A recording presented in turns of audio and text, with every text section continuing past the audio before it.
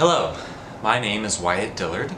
If you're watching this, you probably don't need a full introduction to who I am, but just for simplicity's sake, I like to make stuff. And I've been making unique projects for a while now, whether it be gun replicas, car replicas, tiny planes, whatever it may be. I build all of that stuff in this dusty little workshop here, and I show some of my projects to my friends or associates per their request. And it was only a little while ago that one of my friends suggested that I should make a YouTube channel on how to make my little projects. So that's what's going to be happening here, this little pilot episode. It's going to be a really simple project. It's going to be a sword, like a katana type sword. And I'm going to make it out of this board. It's a piece of cedar that we cut off of our little plot of land. And whatever you're going to make it out of, it should be something similar to this. So maybe a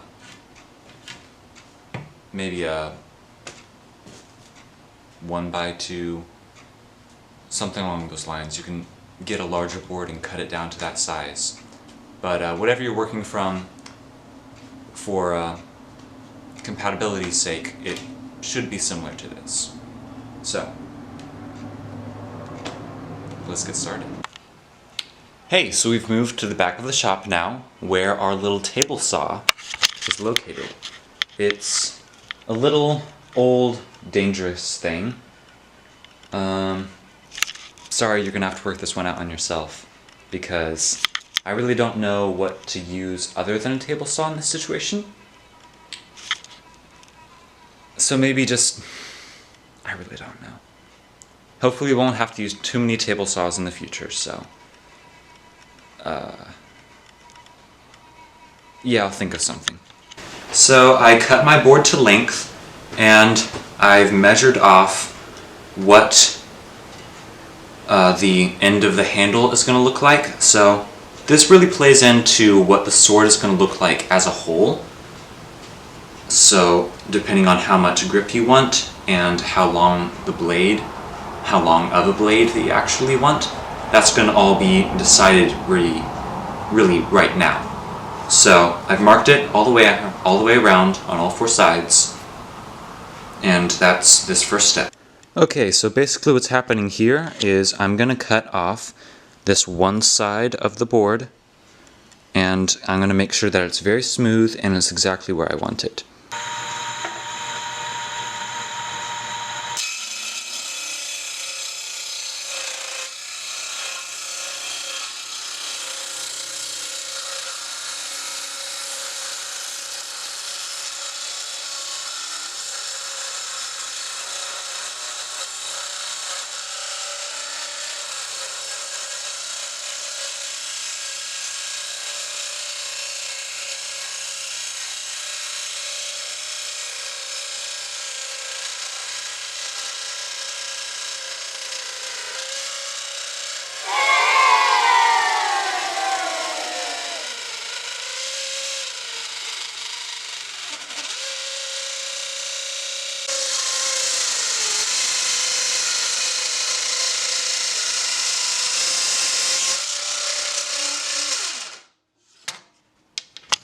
Okay, I've covered up the table saw.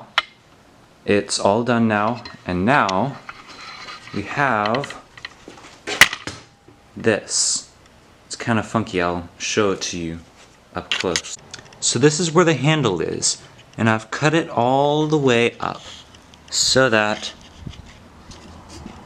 it can be like this. And now I didn't want to cut all the way, because since the saw is circular, if you actually cut it this way, then the bottom of the saw will have cut down to over here. So you can already kind of see that where I didn't calculate it correctly, and it cut all the way down here. So what you should be seeing is, since I cut it with the blade coming from this direction and the blade coming from this direction, there should be this little piece of wood in here. So it's not going to be perfect. So what I'm going to try to do is I'm going to cut it with our little bandsaw. I'm going to try to cut it right here where the hilt should be, and then I'm going to try to maybe cut it down inside the groove and get rid of this piece right here.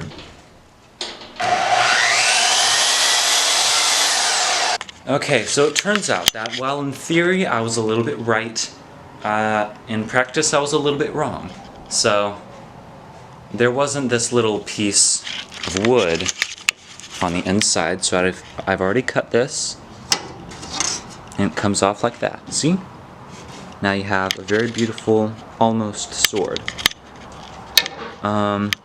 This is just a little detail, but that little piece of wood in there didn't actually turn out how I thought it was going to be. I thought it was going to be different. Next stage of development here is the handle. So what we're going to do is we're going to take a grinder, or at least some kind of sander that you may have, and we're going to cut down all the sides and make sure that it's kind of an oval as viewed from the end, an ovular, circular-ish handle that you can grip very easily. So what I've done is I've put the sword in a vise, and I'm going to use the grinder to cut down the sides.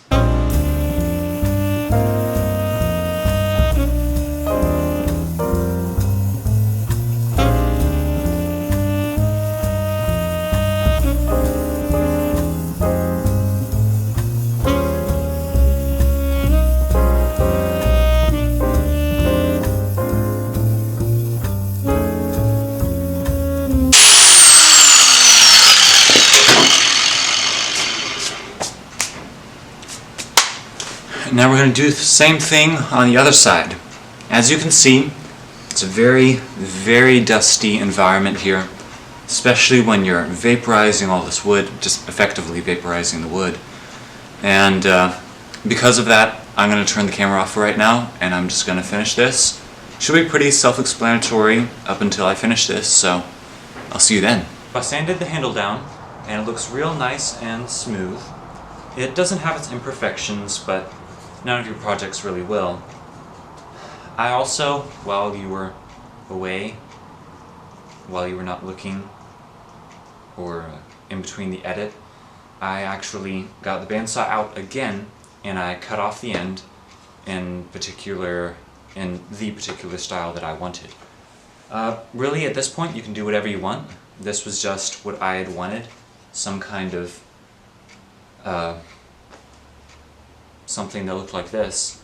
You could make it however you wanted though. You could probably cut a little bit, or get the grinder out, or whatever sanding equipment you have, and make it rounded around the ends. You could have a nice slope round from there, or you could take the missing piece and place it like this, which might look more medieval, Lord of the Rings, orc style sword, but whatever your niche, whatever you want, it's gonna be what you make. So I can't really tell you how to make your own sword, because you're making your sword.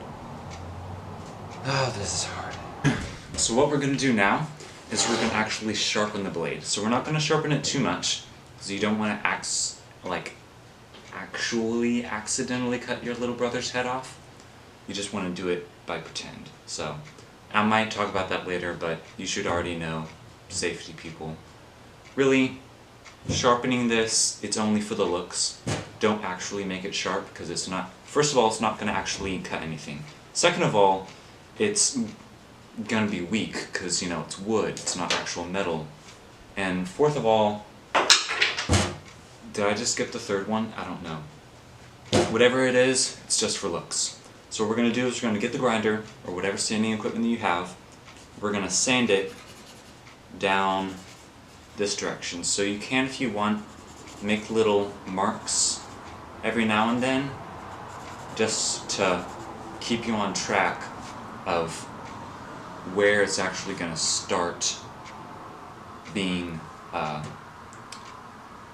tapered down into an actual sharp piece. So you can do that if you want. If you're a big brain person and you can do it all in your head, then go ahead and do that. So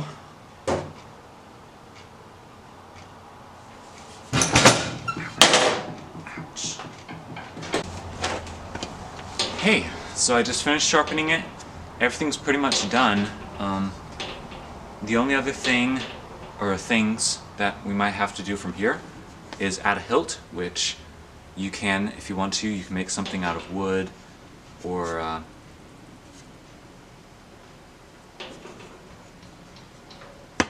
you know, let's not put a hilt on it. The other thing is to make sure that it's really very smooth, so when we're going to paint it, all of those little grooves and everything that you see from the rough sandpaper that we just used, it's all going to come out really hard with that chrome or aluminum, whatever kind of paint finish that you're going to use. So we're going to get some little 220 maybe sandpapers, just some adhesive strips, not adhesive, abrasive cloth. And we're going to take those and we're going to rub it down and make sure it's really smooth and it looks authentic. So this is what it's going to look like. It's going to have something along these lines. It's going to be like sandpaper, or sandpaper is what it is. And we're just going to take it like this and put it back and forth. When you're done, you should roll your finger across it and it'll feel very smooth. So I've got it really smooth. I've got it very smooth. It feels very nice. And what I'm going to do next is I'm going to paint it. Okay, so what I have here is a fast drying all-purpose flat black paint. It's called Quick Color. But basically what you do is you shake it up really good, spray it down upside down, clear the nozzle, and then apply it in very smooth coats, like so.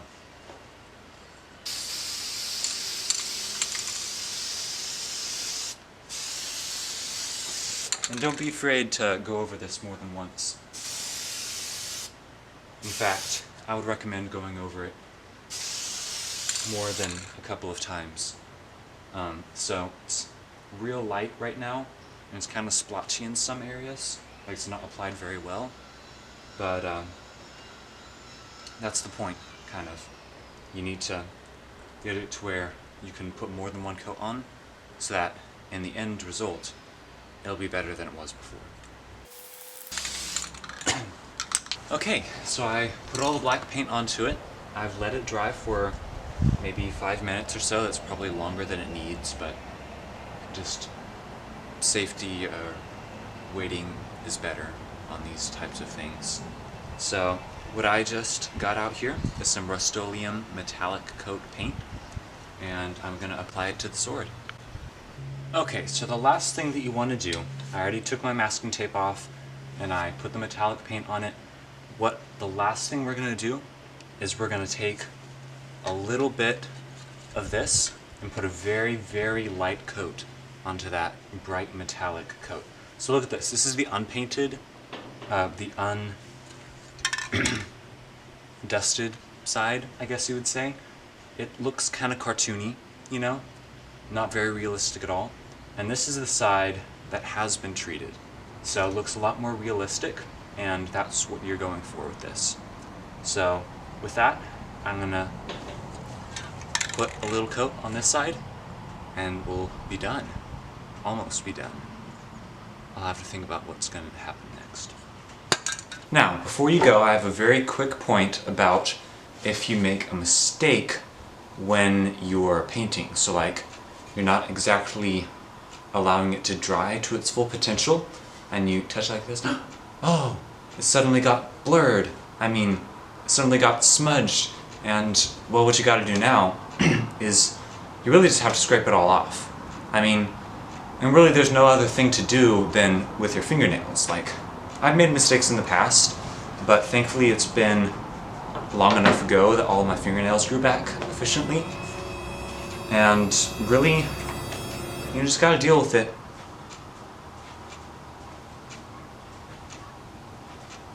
Just kidding. You actually don't scrape it off at all. You don't have to take that upon yourself. Just get your base coat, in this case the black paint. I mean, no. In this case, the silver paint. Take the silver paint again, spray it on, and then apply that little tiny coat of black paint, and then you should be good. So, as long as you don't cake the paint on, everything's gonna be fine. So that's it. I hope you enjoyed making this project as much as I did. Hopefully you learned something, and hopefully I learned something, and I can make these videos better next time. Right now it's not really nearly as official as I'd like it to be. I don't have a mic, I don't have a formal camera, it's a photography camera. And I'm not nearly as comfortable looking at a camera and talking to a camera as much as I should be. So I really don't have a video editing software either.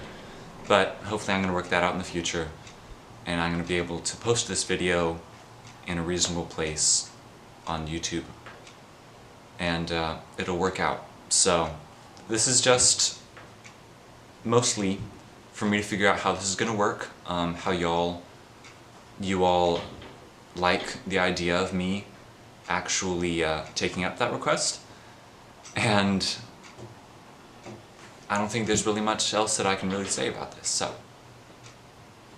thank you. Have a nice week. God bless.